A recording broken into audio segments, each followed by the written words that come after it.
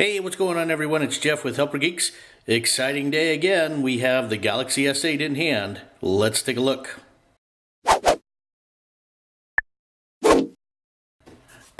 Alright, so here it is.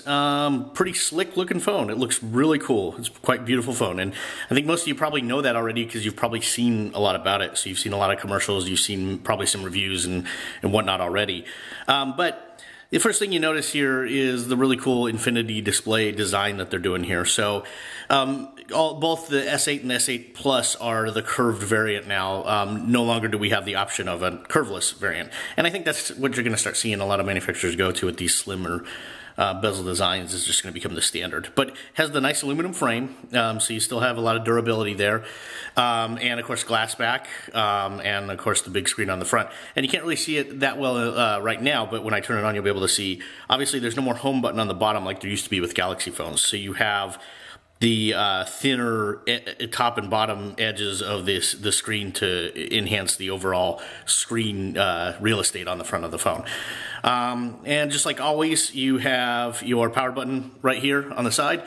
You have your volume button on the side. There's now a dedicated button for Bixby, which is their personal assistant, kind of like Cortana, kind of like Siri, kind of like Google Assistant.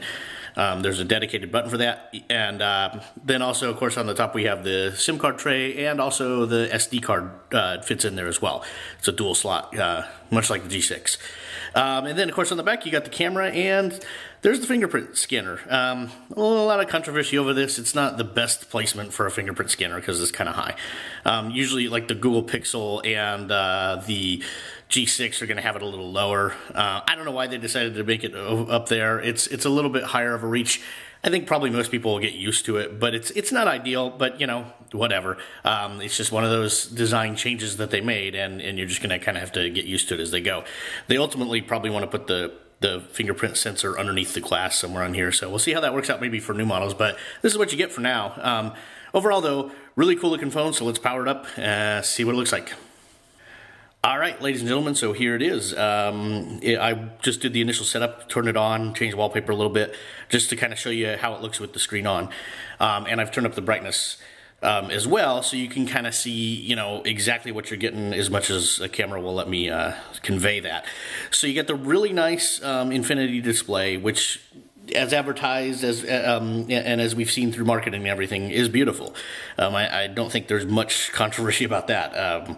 So you got the nice curved edges like I was showing you before, and you can't really see the bezel that much, if at all. So much like the G6, they've gone very far out on the bezel, and of course this follows the edge pattern of the last two phones as well, so it's nothing new to Samsung. But then also, much like the G6, you've got the much thinner top and bottom as well, so screen real estate takes up a big amount. Obviously no more home button physically, but you have the standard Android home button right down there at the bottom. So that's really cool. It looks beautiful. It's great to hold in the hand. Much like the G6. In fact, this might even feel a little bit better in the hand. It's great that they're designing this in such a way that I can hold it in one hand pretty comfortably and do a lot of things with it in one hand. I might still need two hands to reach higher, but yet you're not really sacrificing that screen real estate, which is just such a cool thing that we're getting now with the G6 and the S8, and I'm hoping that sort of becomes the new trend and the new standard, and I think it probably will. As far as the display goes, Samsung LED displays, in my opinion, you can't beat them. I've owned a lot of phones, which is one of the reasons I'm doing this channel. I've owned pretty much every Galaxy phone since the Fascinate, and I've always been extremely impressed with their displays because they're rich and they're vivid.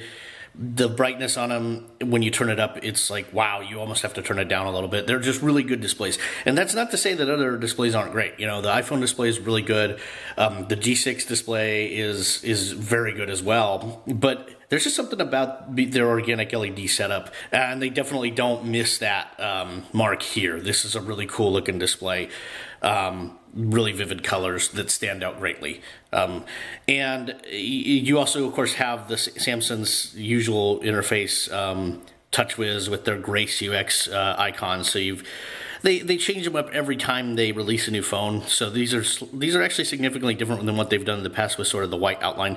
But Samsung automatically has the sort of curved icons that you go with. And there's some bloatware on there. This is the Verizon variant. So you do have, Game of War. I haven't installed anything on there yet, so this is some Verizon stuff. It's not too bad, though, at least from my initial look. Yeah, Mobile Strike Empire.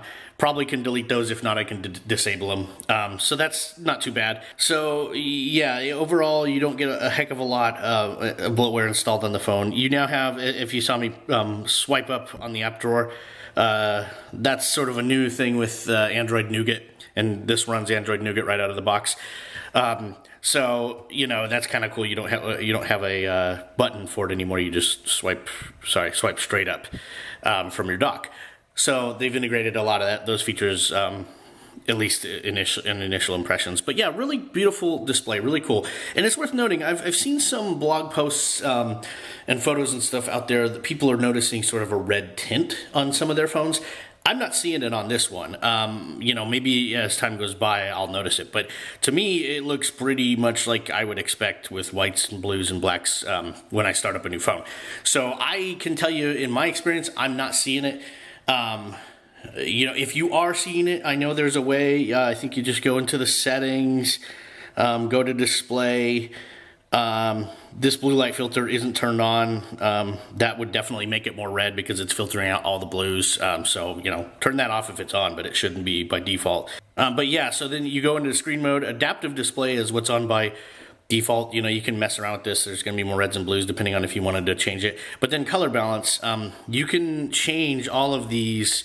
If you do see the red, go try that. Like I said, I don't feel like mine is too red. Again, it's not. It wasn't like I started up and said, "Oh, that's way too red." So, but if you're seeing that, try that color balance in the settings first. And if it's worse, then I would just take it to a Samsung kiosk at Best Buy or call them up or something like that and just say, "Hey, what's going on? Can you replace that?" But we'll see how that turns out as we see more people get the phone now. For me though, not really an issue. Maybe I got lucky, so that's good.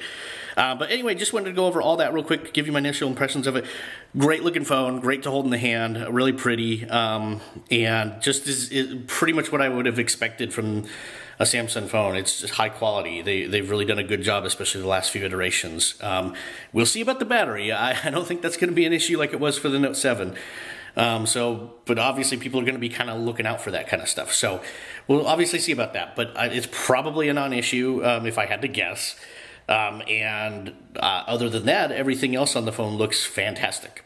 So hopefully that helps you if you're going to decide to get the phone anytime soon, or you just wanted to take a sneak peek at it. If you're getting the phone, I hope you enjoy it. I hope you have fun turning it on and playing around with it and getting moving on it like I'm going to over the next week. And I'll do a full review after I've really had time to play and do some stuff on it. So thanks for watching. Please subscribe, please like, please comment. Let me know your thoughts. Thanks for watching Helper Geeks.